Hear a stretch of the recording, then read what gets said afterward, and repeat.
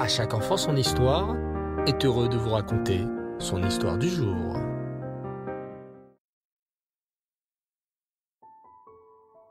Bonsoir les enfants, Erev Tov, j'espère que vous allez bien. Baruch Hashem. Aujourd'hui, je suis très heureux de vous retrouver pour notre rubrique spéciale autour de notre histoire juive. Vous savez que notre histoire juive fut riche en aventures. Depuis plus de 2000 ans que le Beth Amikdash a été détruit, les Juifs se sont retrouvés exilés et dispersés aux quatre coins de la terre, mais n'ont jamais oublié la Torah. Que ce soit au temps des Maranes en Espagne ou des croisades au Moyen-Âge, en France et en Allemagne, les Juifs sont toujours restés fidèles à la Torah. Beaucoup de peuples ont essayé de les convertir, de les forcer à abandonner la Torah. Mais les Juifs ont toujours su résister et continuer sans relâche à faire Torah et Mitzvot. Aujourd'hui, tous les peuples qui ont essayé de nous faire du mal ont disparu. Les Grecs, les Romains, les cruels inquisiteurs espagnols, les croisés. Et nous? Oui, nous sommes toujours là. Et même si nous parlons des langues différentes, nous avons tous préservé la même Torah. Tu sais qu'en Égypte, il y avait un immense miracle qui se passait? Plus les Égyptiens fouettaient les béné Israël asservis, et plus les béné Israël se multipliaient et avaient de plus en plus d'enfants. Hachem nous protège, et plus on est opprimé, et plus il nous aide à se développer. Ce miracle s'est répété tout au long de l'histoire. Plus les autres nations nous faisaient du mal, et plus l'étude de la Torah florissait, alors que cela aurait dû être le contraire. Par exemple, on avait vu que c'était au temps des terribles croisades que les Tosfot apparurent. Hachem n'abandonne jamais son peuple. Je voudrais, cette fois, vous parler d'une période triste de notre histoire, qui va nous mener en Russie. Cette période, c'est la période terrible des cantonistes. Une période qui montra le courage des petits-enfants juifs de Russie. En Russie, à cette époque, au XIXe siècle, régnait le roi des Russes, qui s'appelait le Tsar. Il faut que vous sachiez, les enfants, qu'il y avait à cette époque en Russie énormément de juifs. Ces juifs étudiaient la Torah et envoyaient leurs petits-enfants au Cheder, puis, plus grand, à la Yeshiva. Les mamans allumaient les bougies de Shabbat et toutes les familles juives respectaient la Torah avec beaucoup d'amour. Mais cela ne plaisait pas au tsar, le chef de la Russie. Le tsar ne supportait pas que les juifs puissent vivre différemment dans son pays. Il aurait aimé que les juifs de Russie se comportent comme des Russes, mangent donc cachère comme les Russes, célèbrent les fêtes non juives comme les Russes. Mais le tsar savait que s'il forçait les juifs à se convertir, cela ne marcherait pas. Le tsar était malheureusement un homme intelligent. Il connaissait l'histoire juive et il savait qu'à chaque fois qu'on avait essayé de convertir les juifs se battaient et continuaient à pratiquer la Torah et les mitzvot, préférant même mourir plutôt qu'abandonner la Torah. C'est alors que le tsar eut une idée effroyable. Je sais ce que je vais faire. En fait, ces juifs restent attachés à la Torah et mitzvot, parce qu'on leur apprend la Torah depuis qu'ils sont tout petits, depuis qu'ils sont bébés. Leur maman leur chante le Modéani, ils font le kidouche en famille, ils célèbrent le Shabbat. Mais si j'arrive à kidnapper les petits-enfants juifs et que je les mets dans mon armée russe, loin de leur famille, alors c'est sûr que ces petits-enfants oublieront toute la Torah et ils s'assimileront et deviendront des Russes comme nous. Et c'est ainsi qu'est né dans l'esprit du tsar le projet terrible des cantonistes. De quoi s'agit-il? Eh bien, comme tu le sais, le tsar disposait d'une très grande armée russe. Que fit alors le tsar? Il décida d'obliger les familles juives à envoyer leurs petits garçons juifs à l'armée dès l'âge de 5 ans.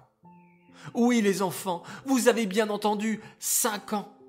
À 5 ans, les cruels soldats du tsar venaient prendre de force les petits enfants juifs et les envoyer comme soldats à l'armée russe pendant 25 ans. Ils étaient ainsi sûrs qu'au bout de 25 ans, à fréquenter des goïms à l'armée, ces petits enfants juifs, arrivés à l'âge de 30 ans, auraient oublié toute la Torah et peut-être même se marieraient avec des non-juives et donneraient naissance à des enfants non-juifs. Le tsar, tout fier de son idée, mit alors en place le système des cantonistes. Les cantonistes, c'étaient ces petits-enfants juifs qu'on envoyait à l'armée russe. Et c'est ainsi qu'à partir de 1827 fut publié ce terrible décret. Toutes les familles juives avaient l'obligation d'envoyer leurs petits garçons juifs à l'armée.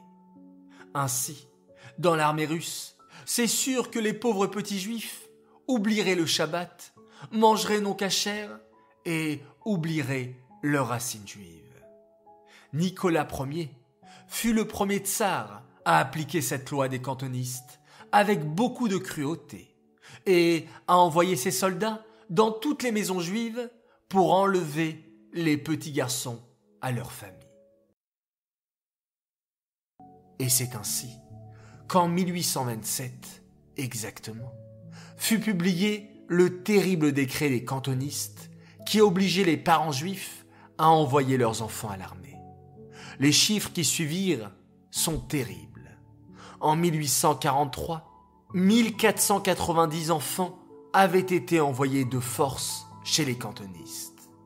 En 1848, 2265 enfants et en 1853, 3904 enfants.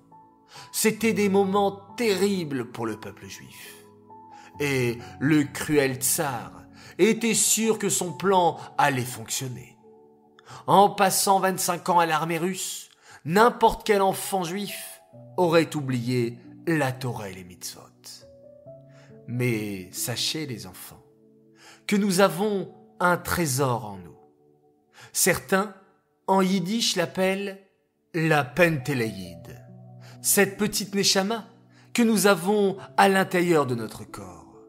On peut essayer d'emprisonner un juif, de lui faire oublier la Torah et les mitzvot par tous les moyens.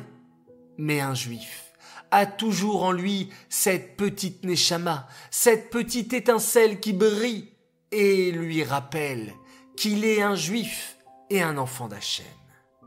Écoutez plutôt cette merveilleuse histoire d'un petit enfant juif qui fut lui aussi un cantoniste. Cette histoire commença le premier soir de Soukhot. Le petit Yitzhak Borozov était assis dans la souka à côté de sa maman. Il regardait autour de lui, très fier et heureux. C'est lui qui avait aidé son papa à construire la souka, et il avait même aidé son papa à trouver du srach, du feuillage à mettre sur le toit de la souka. Yitzhak Borozov fut tiré de ses pensées par la vision de sa maman en train d'allumer les bougies de Yom Tov. Quel moment merveilleux! Maman alluma les bougies avec beaucoup d'amour, récita la bracha et se cacha les yeux pour prier très fort pour que son petit garçon soit toujours un bon juif. Puis, maman se tourna vers le petit Yitzhak. « Chag Sameach, mon fils, je suis si fier de toi. Tu as aidé papa à construire la souka et tu as même fait de magnifiques dessins pour la décorer. Bravo, mon fils !»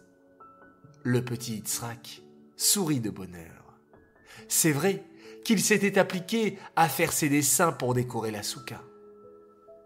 Son préféré était celui du papa qui tenait un loulav et un hétrog dans ses mains.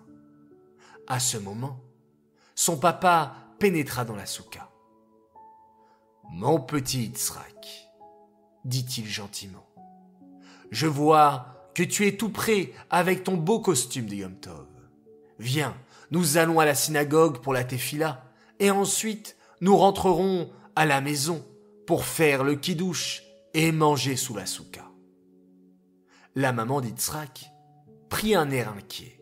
« Fais attention, mon fils.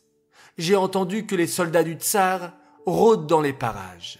Ils cherchent absolument à kidnapper des enfants juifs pour les envoyer à l'armée comme cantonistes. Ils veulent faire oublier la Torah à nos enfants. » « Ne t'inquiète pas, maman, » lui dit Yitzhak d'une voix rassurante. « Je ferai très attention. Aucun soldat du tsar ne pourra m'attraper. » Et confiant, le petit Yitzhak donna la main à son papa. Ils sortirent tous deux en souhaitant Chag Sameach à maman. Que va-t-il se passer ensuite? Est-ce que les soldats du tsar vont essayer de capturer le petit Yitzhak? Le petit Yitzhak partit donc avec son papa en lui donnant bien la main. Avant de partir, il regarda encore une fois la belle souka dans son jardin.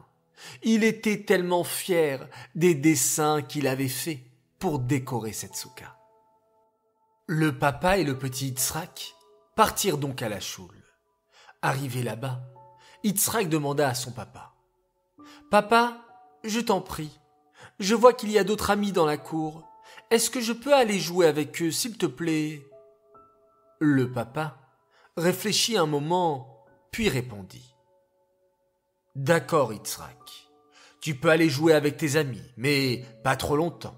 Je veux ensuite que tu viennes faire la tefila avec moi. La synagogue est un endroit pour prier Hachem. »« D'accord, papa, merci beaucoup. » Le petit Yitzhak court voir ses amis et ils improvisèrent rapidement une partie de cache-cache. Alors que Yitzhak cherchait un endroit où se cacher, il sentit soudain une main sur son épaule. C'était un soldat du tsar. « Ha ha ha, petit garçon, c'en est fait de toi. Te voilà maintenant dans l'armée du tsar. » Le petit Yitzhak fut saisi de frayeur. Il essaya d'appeler au secours, mais le cruel soldat lui mit sa grosse main sur la bouche pour l'empêcher de crier. Puis le soldat saisit Yitzhak de l'autre main tout en lui disant « Oublie maintenant que tu es un garçon juif. Je t'ai trouvé et tu vas devenir à présent un bon petit soldat du tsar. » Arrivé devant sa charrette, le soldat jeta le petit Yitzhak à l'intérieur, s'assit devant et fouetta les chevaux pour vite partir. La charrette commençait à prendre de la vitesse et le pauvre Yitzhak voyait la choule et tout son village qui s'éloignaient de plus en plus. « Que vais-je devenir ?» pensa le petit Yitzhak. « Hachem, je t'en prie, aide-moi, sauve-moi. Je ne veux pas devenir un cantoniste. Je ne veux pas être un soldat dans l'armée du tsar. » Soudain, Yitzhak eut une idée. Alors que la main du soldat était toujours posée sur sa bouche, il ouvrit grand la bouche et mordit le soldat de toutes ses forces. Le soldat se mit à hurler de douleur et retira sa main. Yitzhak en profita pour sauter de la charrette en marche. Hélas, la charrette allait si vite que lorsqu'Yitzhak sauta, il trébucha et son corps se mit à rouler sur la route jusqu'à toucher une grosse pierre. Le coup que reçut alors Yitzhak l'assomma. Il était à présent allongé au sol, inconscient de tout ce qui l'entourait. Que va-t-il arriver au petit Yitzhak? Le soldat du tsar va-t-il le retrouver?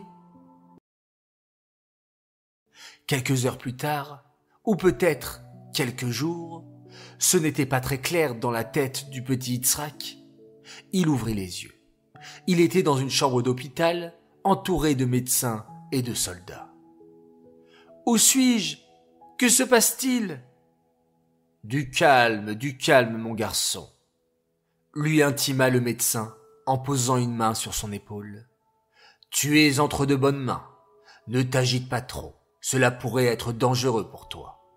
Tu as passé plus de 3 jours dans le coma. C'est un vrai miracle que tu sois réveillé. Nous t'avons trouvé allongé sur la route, inconscient. Ta tête a dû heurter une pierre. Comment t'appelles-tu ? Lui demanda un soldat à côté de lui.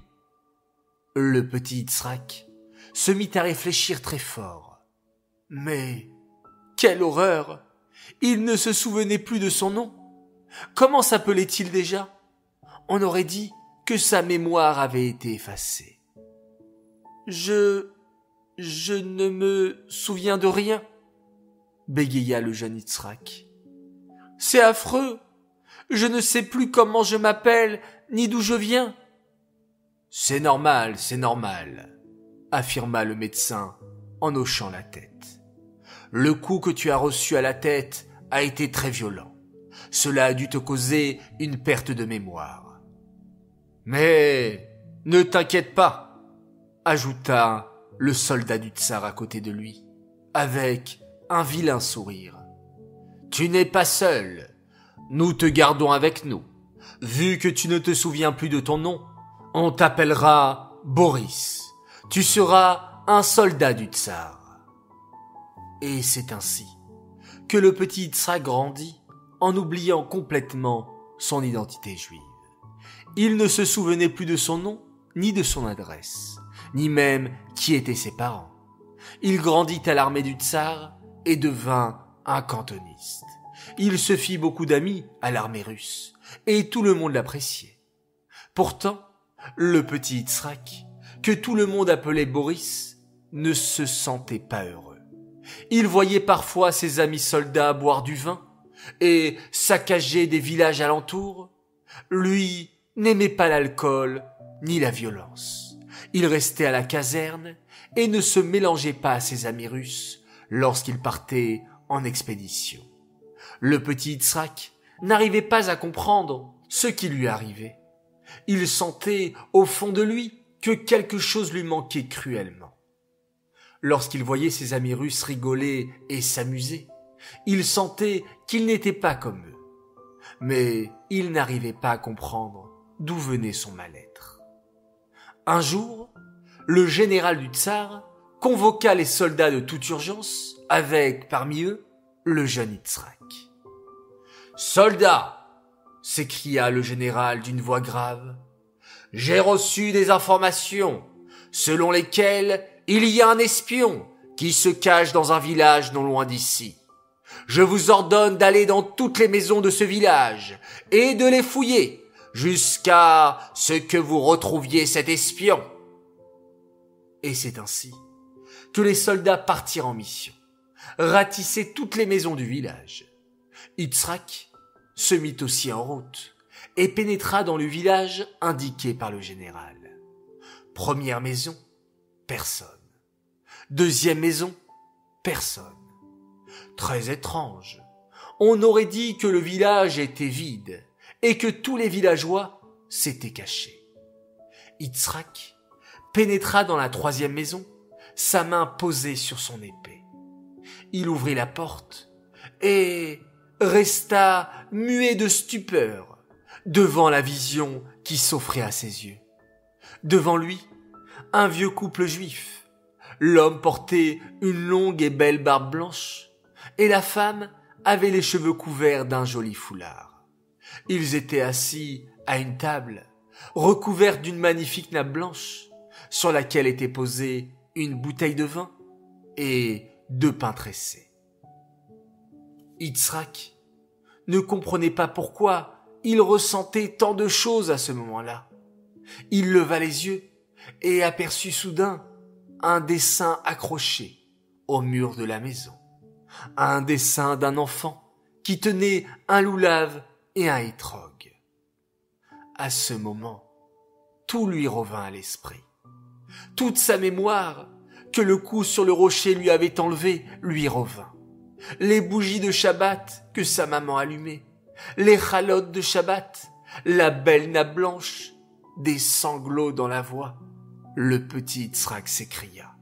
« Papa, maman, je vous reconnais, je me souviens de tout à présent. » Le père et la mère regardèrent le beau jeune homme qui se tenait devant eux. « Yitzhak !» murmura la maman, les yeux remplis de larmes. « Yitzhak, c'est bien toi ?» « Après tant d'années, » chuchota le papa. « Qu'Hachem soit béni. Mon fils, tu es revenu. Oh, merci Hachem, merci Hachem. » Et le jeune Yitzhak se jeta dans les bras de ses parents. Il avait retrouvé ses parents et sa maison de manière miraculeuse. Désormais, il ne les quitterait plus. Il réapprendrait la Torah et les mitzvot comme avant. Il comprit désormais ce qui lui avait manqué durant toutes ces années à l'armée. C'était sa neshama, sa pintaléide, qui lui rappelait à chaque seconde qu'il n'était pas un garçon comme les autres, mais bien un garçon juif, un enfant d'Hachem. Il arriva une fois, à l'époque du tsar Nicolas Ier, que 2 juifs cantonistes quittèrent enfin l'armée. Ils avaient hélas oublié beaucoup de Torah et la plupart des mitzvot, mais leur émouna dans leur cœur était intacte et ils souhaitaient de tout cœur réapprendre la Torah et les mitzvot comme lorsqu'ils étaient petits avant qu'ils ne soient pris à l'armée. Il y avait un rave, le rave Shaoul Koldovski, qui décida de les inviter à passer Shabbat à la maison. Ainsi, ces 2 juifs cantonistes pouvaient retrouver cette belle ambiance de Shabbat qui leur avait tant manqué. Une fois, le Rav Shaoul Koldovski proposa aux 2 cantonistes de passer le repas de Soukhot dans sa souka. Les 2 cantonistes acceptèrent avec plaisir et promirent d'être présents le lendemain midi dans la souka de Rav Shaoul Koldovski. Le lendemain midi, toute la famille du Rav Shaoul attendit leurs 2 invités. 1 heure, 2 heures, il était déjà 14 heures, mais les 2 juifs cantonistes n'étaient toujours pas là. Rav Shaoul Koldovski commençait à s'inquiéter. Leur était-il arrivé quelque chose ? À 16 heures seulement, on frappa à la porte. C'était l'un des 2 cantonistes. Il avait un visage triste et couvert de larmes. Toute la famille de Rav Shaoul l'entoura. « Mais que t'arrive-t-il ? Que s'est-il passé ? Avez-vous des problèmes en chemin ? Et où est passé ton ami ?» C'est alors que le juif cantoniste leur raconta ce qui s'était passé. « Mon ami et moi, nous étions mis en route pour venir passer la fête de Soukhot chez vous, comme promis. À un moment, nous passâmes près d'un fleuve et, soudain, mon ami, qui avait passé toutes ces années de cantoniste à mes côtés, s'arrêta de marcher et m'avoua. « Mon cher ami, ces derniers temps, les officiers de l'armée m'ont menacé de tout si je ne me convertissais pas au christianisme. Je n'en pouvais plus. J'ai cédé. Je leur ai promis que je me convertirais au christianisme. Comment ai-je pu dire une chose pareille ? Je préfère me jeter dans le fleuve et mourir comme un juif. » Et avant que je ne puisse faire quoi que ce soit, mon ami s'était déjà jeté dans l'eau. Je me mis à crier pour demander de l'aide. Hélas, il était trop tard. Il a préféré mourir al-Kiddush Hashem plutôt que renier son judaïsme. En entendant cette terrible histoire, toute la famille de Rav Shaoul Koldovski éclata en sanglots, admirant le courage de ce juif tzaddik qui avait été prêt à se jeter dans le fleuve plutôt qu'abandonner une vie de Torah et de mitzvot. On raconte que lorsque Rav Shaoul Koldovski raconta cette terrible histoire au Tzemar Tzedek, Rabbi Menachem Mendel, ce dernier lui dit « Tu m'as fait revivre, et pour te récompenser de m'avoir raconté cette histoire d'un Kiddush Hashem aussi extraordinaire, je te raconterai 2 histoires sur le Maggid de Mezrich. » Ces derniers temps, nous avons beaucoup parlé de ces courageux cantonistes, ces petits enfants juifs envoyés de force à l'armée russe. C'est le cruel tsar de Russie, Nicolas Ier, qui vécut au XIXe siècle et qui ordonna ce terrible décret. Il espérait ainsi déraciner du cœur de chaque enfant juif son amour de la Torah et des mitzvot. Mais son projet ne réussit pas, comme va nous le montrer l'histoire suivante. Reb Mordechai était un chassid du célèbre Tzemar Tzedek, Rabbi Menachem Mendel. Le Tzemar Tzedek avait confié une mission spéciale à son chassid. « Mon cher chassid, je te demande d'aller dans tous les villages éloignés de la Russie. Là-bas vivent des Juifs qui ne connaissent pas la Torah et les mitzvot, et ta mission sera d'aller dans tous ces villages éparpillés au sein de la Russie pour leur apprendre comment un bon Juif doit se comporter. » C'est ainsi que Reb Mordechai partit en voyage, de village en village, à la rencontre d'autres Juifs. Chaque fois qu'il passait devant un village dans lequel se trouvaient des Juifs, il s'arrêtait, allait à leur rencontre avec un grand sourire. Tous les Juifs étaient heureux de croiser Reb Mordechai, qui leur apprenait la Torah et les mitzvot avec tant de douceur. Il arriva une fois que Reb Mordechai se rende dans la ville de Vitebsk, une petite ville de Russie. Nous étions la veille de Yom Kippour, le jour le plus kadosh de l'année. Reb Mordechai espérait vraiment trouver des Juifs pour pouvoir prier avec eux pour Yom Kippour. Hélas, quand Reb Mordechai se mit à interroger les passants, ceux-ci lui répondirent « Reb Mordechai, vous ne trouverez pas de Juifs ici à Vitebsk. Ils sont tous partis dans une autre ville pour passer Kippour là-bas, avec d'autres Juifs beaucoup plus nombreux. » « Mais comment vais-je faire ?» s'inquiéta Reb Mordechai. « Je pensais trouver des Juifs ici à Vitebsk.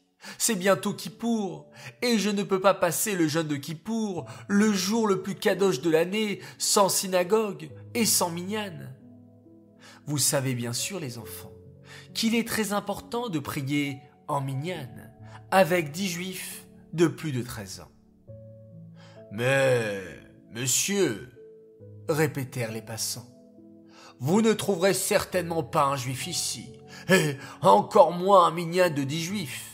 Ils sont tous partis ailleurs, nous vous le répétons. » Mais, ajouta un autre, j'ai entendu qu'à 2 heures d'ici, il y a une synagogue où se trouvent des Juifs un peu bizarres.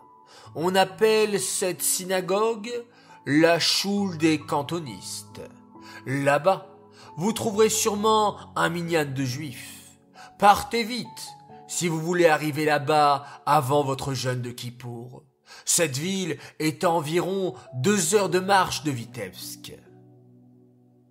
En entendant cette nouvelle, Reb Mordechai, chassid du Tzemar Tzedek, n'hésita pas une seconde.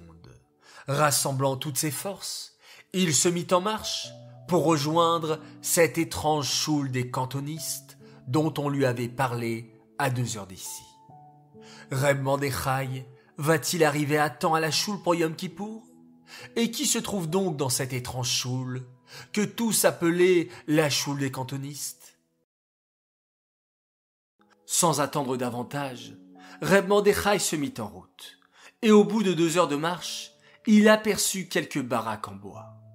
C'était la choule des cantonistes. Reb Mordechai rayonnait de joie. Lorsqu'il pénétra dans la choule des cantonistes, il fut accueilli avec joie. Les cantonistes étaient heureux qu'un chassid du Tzemar Tzedek soit parmi eux. « Quel honneur! Quel mérite !» pleuraient de joie les cantonistes. « Nous allons passer le jour kadosh de Yom Kippour avec un juif exceptionnel !»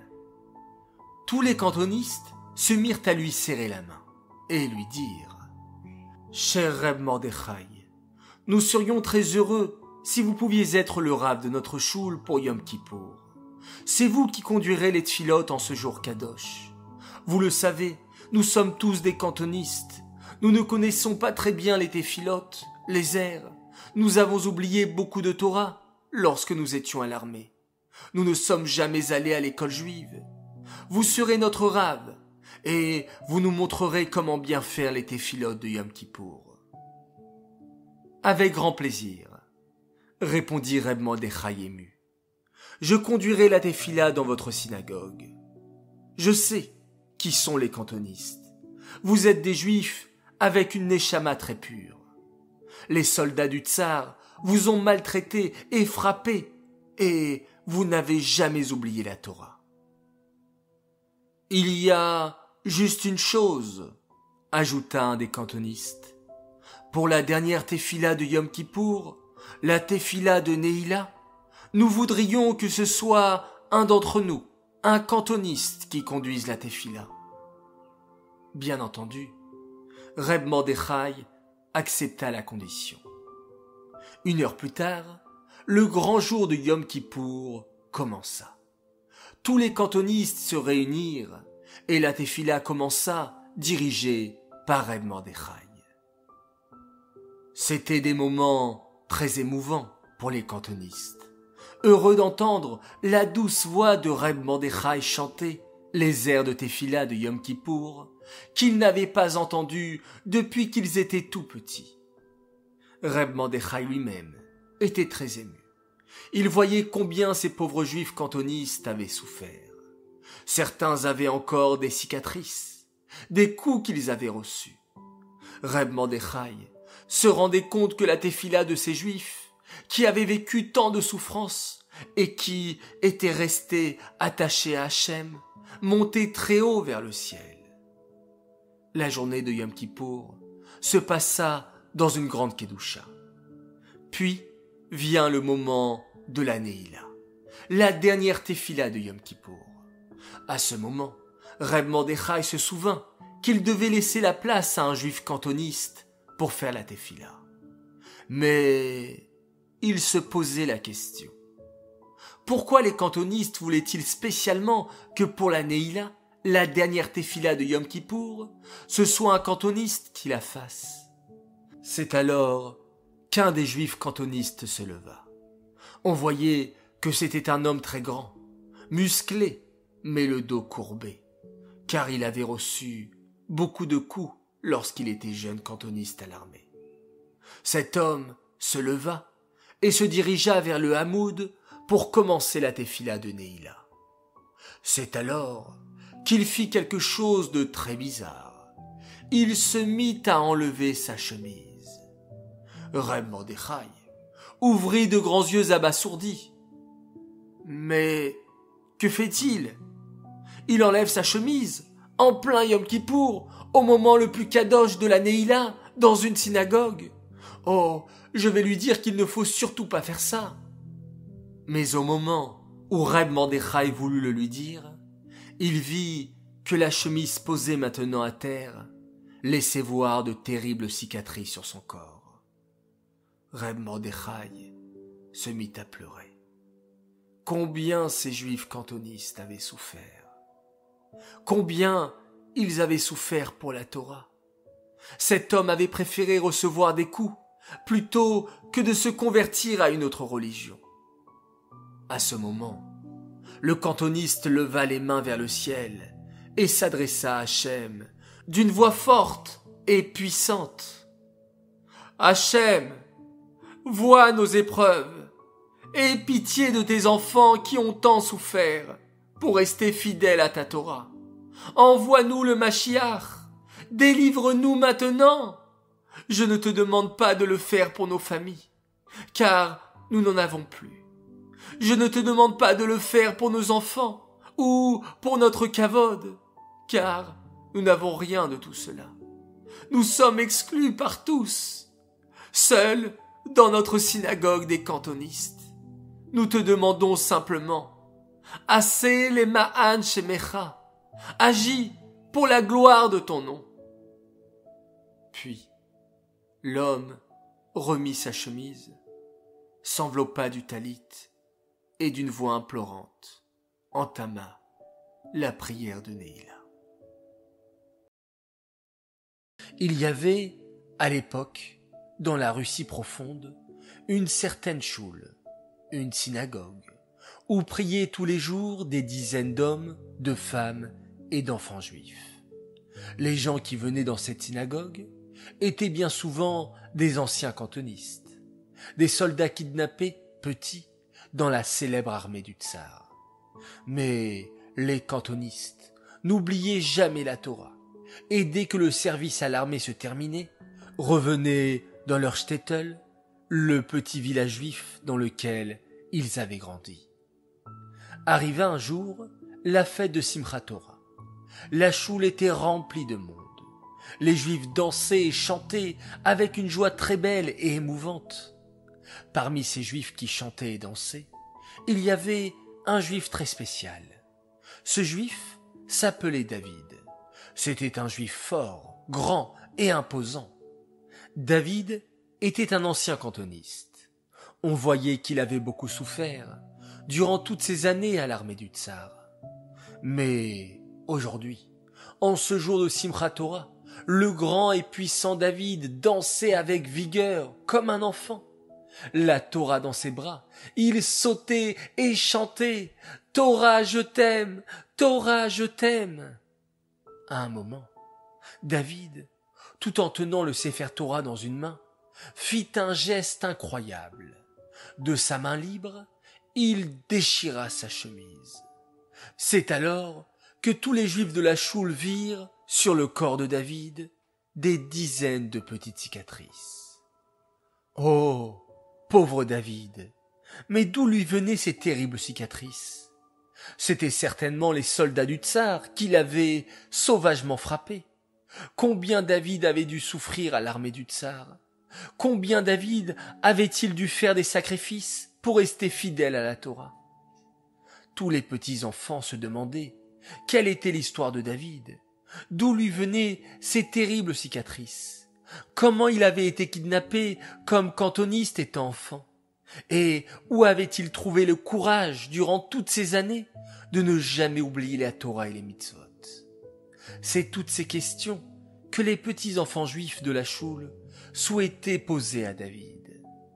Dès que les hakafot, les danses avec les sifrei Torah furent achevées, tous les petits-enfants de la choule se rassemblèrent autour de David le cantoniste et lui demandèrent de leur raconter son histoire. Prenant une grande inspiration, David ferma les yeux et se mit à leur raconter son histoire d'une voix douce. « J'étais tout petit, mais je me souviendrai toute ma vie de ce terrible moment. J'avais 8 ans. Je vivais heureux avec mon papa et ma maman, de vrais tzadikim. Mon père était le rave de la choule et m'emmenait toujours avec lui pour prier et embrasser le Sefer Torah. Ma mère me faisait le modéani tous les matins. Elle me lavait les mains avec un petit kéli, m'apprenait les brachot qu'il fallait faire avant de manger un gâteau ou un bonbon. Et tous les soirs, elle me bordait, me chantait le Shema Israël d'une voix douce et me racontait de merveilleuses histoires sur nos tzadikim. Puis, un jour, ou plutôt une nuit, survint la terrible nouvelle. J'étais allongé dans mon lit, mais je ne dormais pas encore. J'entendais de grands bruits qui venaient de la pièce voisine. J'entendais la voix de mon père et beaucoup d'autres juifs. Le village venait de recevoir une convocation du tsar. Lorsqu'on recevait une convocation du tsar, on tremblait, et on avait raison. Le tsar exigeait cette fois que lui soient envoyés 20 enfants, 20 petits-enfants juifs envoyés de force dans l'armée du tsar. Bien sûr, aucun papa et aucune maman ne voulaient envoyer leurs enfants. Le tsar n'avait pas précisé quel enfant il voulait. Il en voulait 20, un point c'est tout. Et c'était aux Juifs de prendre cette terrible décision. Quels enfants envoyer? Aussitôt, tous les Juifs du village s'étaient rassemblés chez mon père. C'est pour cela que j'entendais toute cette agitation. Mon père, étant le rave de la ville, tous les Juifs du village étaient venus lui demander quels enfants allaient être envoyés à l'armée du tsar. Des voix s'élevaient, les gens se disputaient. Je ne veux pas envoyer mon enfant, ni moi non plus. Ils sont si petits.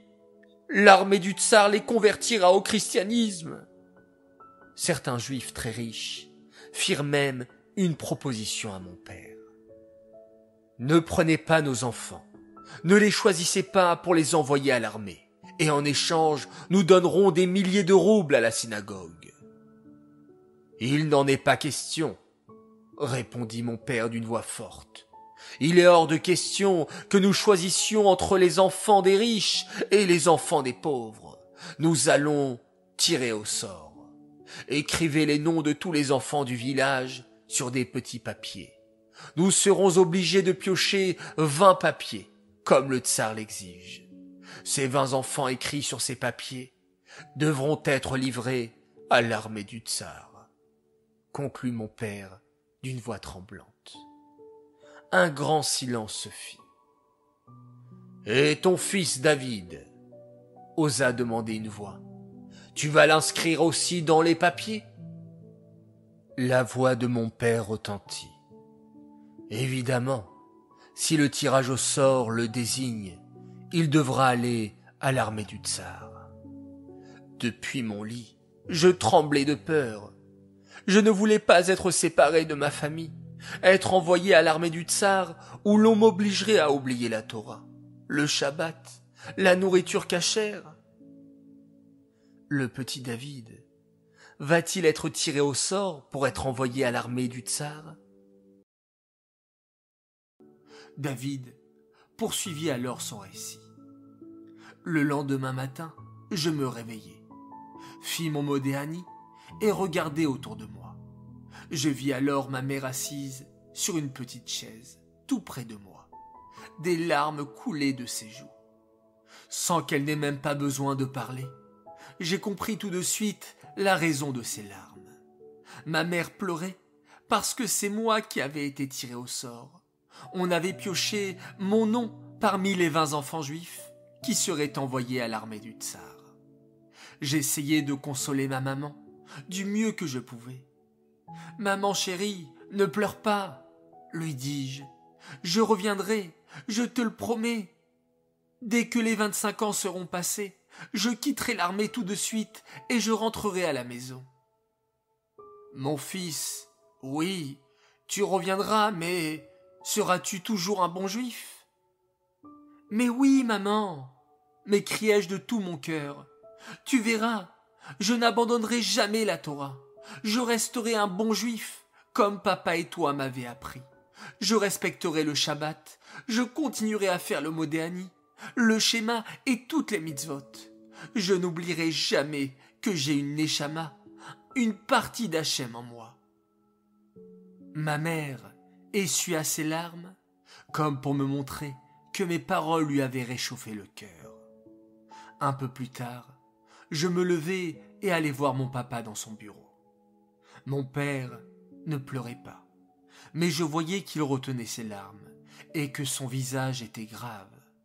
Je lui fis la même promesse qu'à ma maman. Ne jamais oublier la Torah et les mitzvot, même lorsque je deviendrai cantoniste à l'armée du tsar. Quelque temps plus tard, mon père, terrassé par le chagrin de voir son fils partir à l'armée du tsar, mourut. Je me retrouvai seul avec ma mère. Les jours passèrent. Un jour, 2 hommes arrivèrent au village. Ces 2 hommes étaient des soldats du tsar. Ils s'étaient déguisés en simples marchands de bétail. Mais dans tout le village, on parlait d'eux et on savait que ces hommes n'étaient pas de vrais marchands de bétail, mais les terribles kidnappeurs du tsar, venus pour kidnapper les petits enfants juifs du village.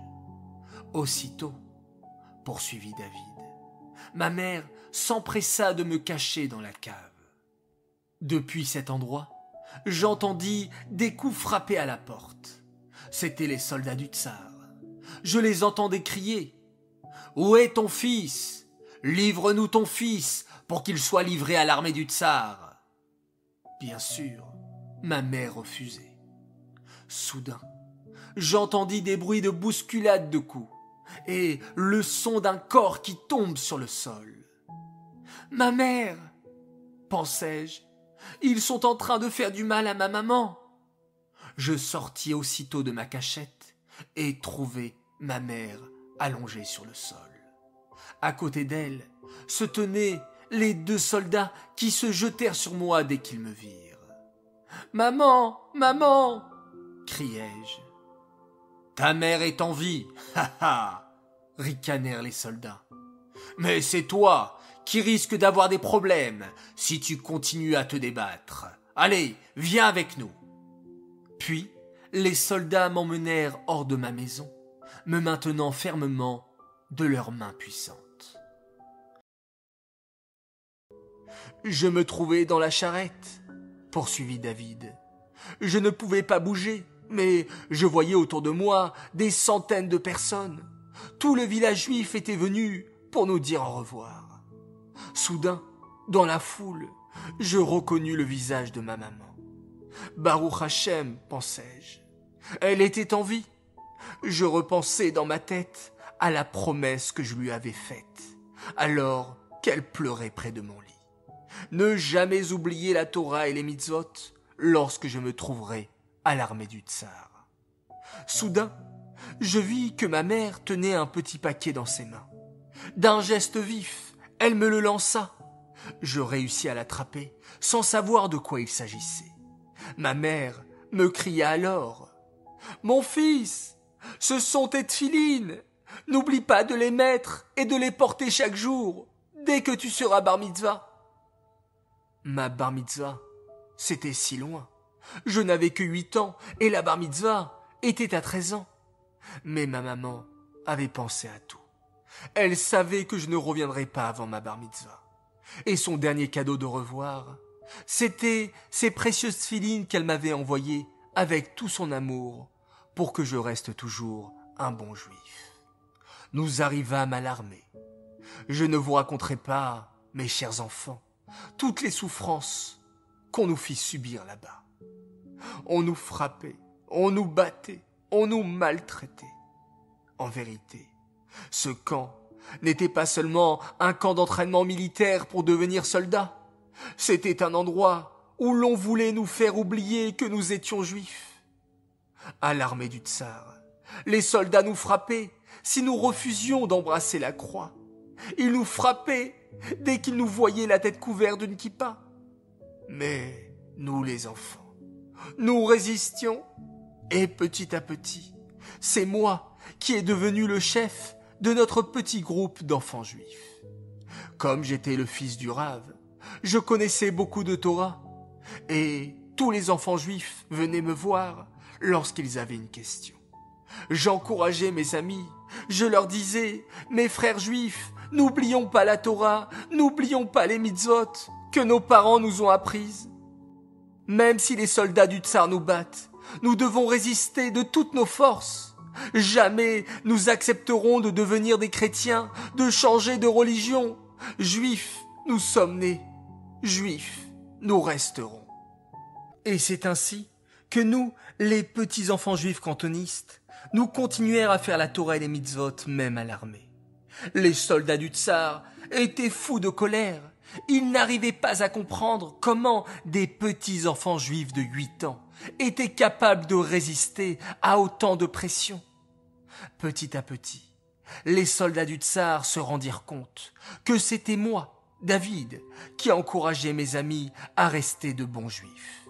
Les soldats du tsar se mirent alors à me frapper encore plus que les autres. Ils essayaient de me faire craquer. Et si je craquais, alors tous les autres enfants juifs suivraient mon exemple. Un jour, les soldats m'ont convoqué dans leur bureau avec un prêtre chrétien. Le prêtre travaillait à l'église. Il commença à me parler et à essayer de me convertir. « Deviens chrétien !» me disait-il. « Arrête ta Torah, arrête d'être juif, deviens chrétien comme nous, et nous te couvrirons d'or, de richesses. » Moi, je ne les écoutais pas. Je voulais rester un bon juif. J'avais très mal à la tête, car cela faisait plusieurs jours que les soldats du tsar ne me donnaient pas à boire. Je les suppliais de me donner un verre d'eau. Avec un mauvais sourire, le prêtre remplit un verre d'eau frais et me le tendit. Je levai ma main pour le prendre quand soudain le prêtre retira sa main. « De l'eau, s'il vous plaît » suppliai-je d'une voix faible. « Je veux d'abord entendre ta réponse, » susurra le prêtre. « Acceptes-tu de devenir chrétien, oui ou non ?» J'étais sur le point de m'évanouir. « Laissez-moi 3 jours pour réfléchir » m'écriai-je épuisé. Le prêtre me tendit alors mon verre d'eau et murmura. « Ah, dans 3 jours, alors. J'espère pour toi que tu prendras la bonne décision et de devenir chrétien. » C'est maintenant que David poursuit son récit. J'étais complètement perdu, terrassé par la soif. J'avais lâché cette phrase terrible. Dans 3 jours, je devrais annoncer au prêtre si oui ou non j'acceptais de devenir un chrétien.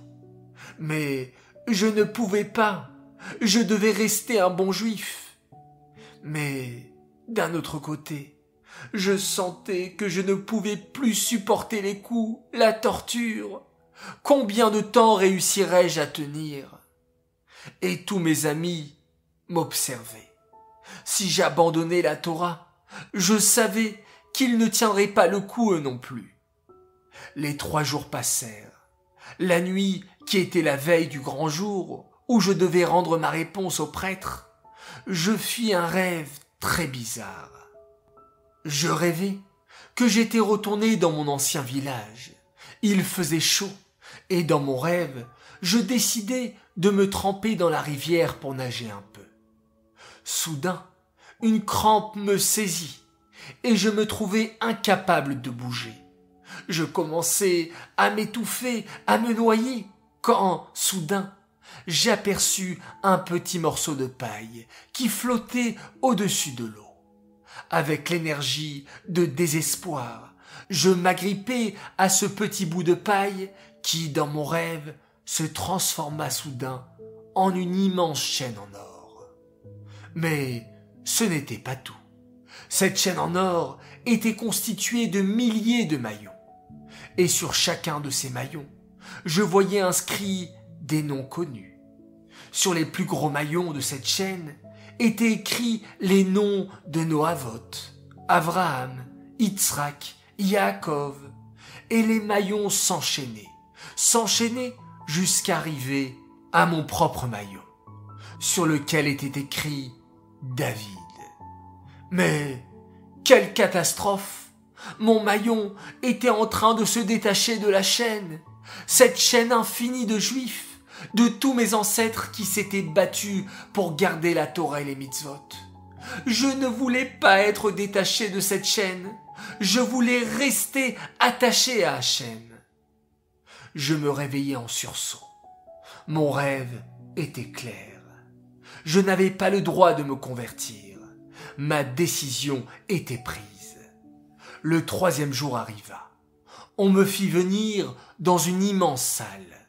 Tous les soldats du tsar étaient là. Le prêtre aussi, avec son mauvais sourire. On avait également fait venir tous les enfants juifs. On me fit grimper sur une estrade. Tout le monde me regardait. Tout le monde était impatient de savoir quelle allait être ma décision. Allais-je accepter de me convertir? Mes amis juifs me regardaient avec anxiété. Ils voyaient mon corps couvert de cicatrices. Ils ne savaient pas quelle allait être ma décision. Le prêtre s'approcha alors de moi. « Alors, me demanda-t-il en ricanant, tu as bien eu le temps de réfléchir pendant 3 jours? Quelle est ta décision? Devenir chrétien, j'en suis sûr. » Je ne répondis pas de suite. Je voyais tous les yeux fixés sur moi. Je savais d'avance quelle allait être ma réponse. Soudain, je vis au loin un mur couvert d'épées et de petites haches. Je me dirigeai vers ce mur et je me saisis d'une hachette. Je revins ensuite sur l'estrade et posai sur la table à laquelle était assis le prêtre 3 de mes doigts. Je fis attention à retirer le doigt du milieu qui me servirait pour enrouler les tefilines quand je serai bar mitzvah. Et d'un coup, je soulevai la hachette et de toutes mes forces, la fis tomber sur mes 3 doigts. « Vous vouliez une réponse ?» m'écriai-je. « Vous l'avez !» Puis, je m'évanouis. Il faut savoir une chose, les enfants. C'est grâce à cette courageuse décision du petit David que le cruel décret du tsar fut abrogé. Car l'histoire de ce petit juif, de son héroïsme et de son attachement à la Torah, devint le sujet de la conversation de toute la Russie. En entendant cette incroyable histoire de cet enfant juif, qui avait été prêt à se sectionner 3 doigts plutôt qu'accepter de se convertir, le tsar Nicolas comprit que tant qu'il y aurait parmi ses sujets juifs des garçons comme ce David, tous ces décrets ne serviraient à rien. Les juifs resteraient, quoi qu'il arrive, fidèles à la Torah et les mitzvot.